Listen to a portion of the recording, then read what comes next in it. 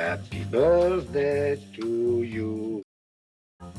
C'est l'histoire d'une femme belle, frêle et moderne qui a su s'imposer au milieu d'une bande de bons hommes, celle des tontons flingueurs. Ils avaient en commun le sens de la répartie et l'humour avant tout. Quelle était la nature réelle de leur lien? Comment a-t-elle su trouver sa place parmi ses inséparables? C'est Georges Lautner qui me l'a présenté. Et à ce moment-là, il m'a dit « Oh, j'ai trouvé une blonde marrante, tu vas voir, elle parle un peu comme toi dans la vie, ça va te faire marrer. » De quelle manière cette amitié solide a-t-elle nourri leur projet artistique?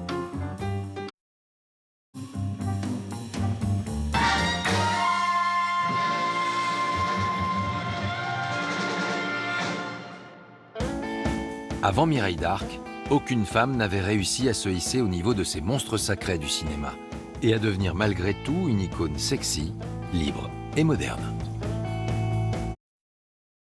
Ventura était un brave type. Pas un type faible, hein. Si on l'emmerdait, il cognait.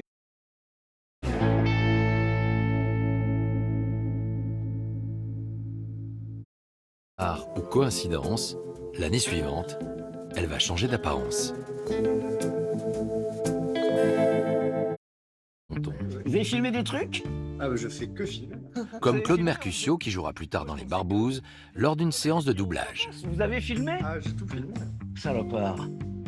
Sur le plateau, entre les prises, je tombais, je dormais. Et elle me dit, tu veux te reposer? Tu veux poser ta tête sur mes genoux? Bon, j'avais la tête sur son ventre et sur ses cuisses et très chaud, c'était très chaud d'ailleurs, c'était très agréable. Et tous les acteurs de doublage m'en ont parlé, enfin plus de 15 ans après, certainement. On me dit, ah, toi, t'as dormi sur les cuisses de Mireille d'Arc. Mais à l'époque, on la connaissait pas. Elle avait vraiment conscience du charme qu'elle avait. Mireille, elle était avec Lautner, puis elle tournait avec lui. Et à un moment, quand elle voyait un beau mec, disons, elle s'agitait comme ça, elle s'amusait à faire semblant de les séduire. Et Lautner, il était au premier degré. Alors là, il comprenait. Mireille! Et elle le faisait pour le faire chier, peut-être. Enfin, que ce soit Francis Blanche, oubliez qu'il n'y avait pas des caractères faciles. Hein. C'était des teigneux. Bon, Ventura était un brave type. Pas un type faible, hein. Si on l'emmerdait, il cognait.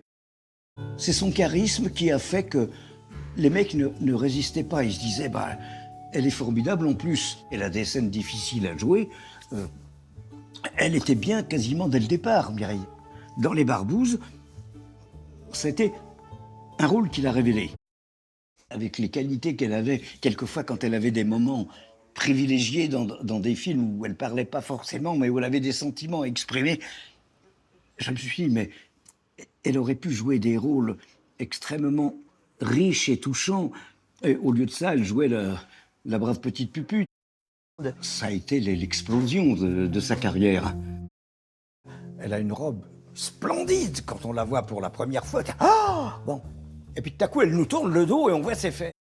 Elle est devenue un mythe avec